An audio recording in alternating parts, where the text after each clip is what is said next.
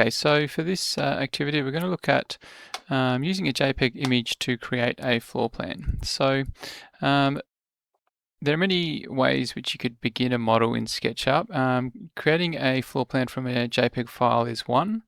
And another option might be, for example, looking at a technical drawing and just using the information on that drawing to create your plan or your geometry. So we're going to look at the floor plan one. Now I notice my default tray is missing from over here, so I'm just going to go Window, Default Tray, and it's just actually I'm using a dual monitor, so it's missing because it's sitting on another one of my screens. I'll bring it back over here, but that's how you would find it. Window, default tray, and turn it on or off or hide or show.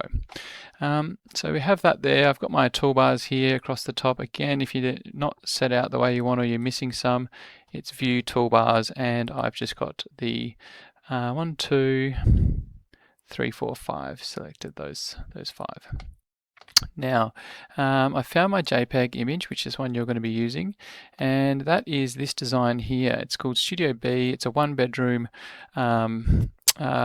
little build, and this is the floor plan I want. So I just use my snipping tool to capture that image with the dimensions. Okay, I've already captured that, so I've got my JPEG saved, and now I'm going to go into SketchUp and go View, File, Import. I'm going to grab my screenshot, and I'm just going to snap the corner of the JPEG to my axis. And then it gives me the option to drag. Now right now I'm just going to drag it out any particular size because I'm going to have to scale it to a correct size shortly. So I'm not too fussed how big I make this. I'm just going to click and place it there. Alright, now I'm going to use my view, bird's eye view here to look down upon this. What I'm going to do next is get a line tool, and with my line I'm going to pick my biggest dimension here, and then move down, zoom in on my biggest dimension, hit by eye, just pick the crosshair there, and then zoom in on the next one. Okay, snap that to the distance. So I've created a line.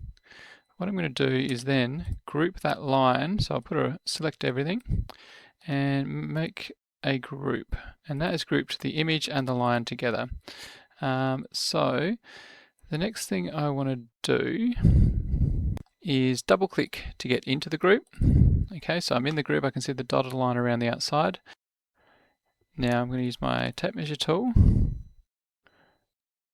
and click once on that line there, click once on the end, and then I'm going to drive this dimension in the bottom right hand corner to the actual dimension on the drawing. So 9,500, enter. It says, do you want to resize this? I'm going to say yes. Okay.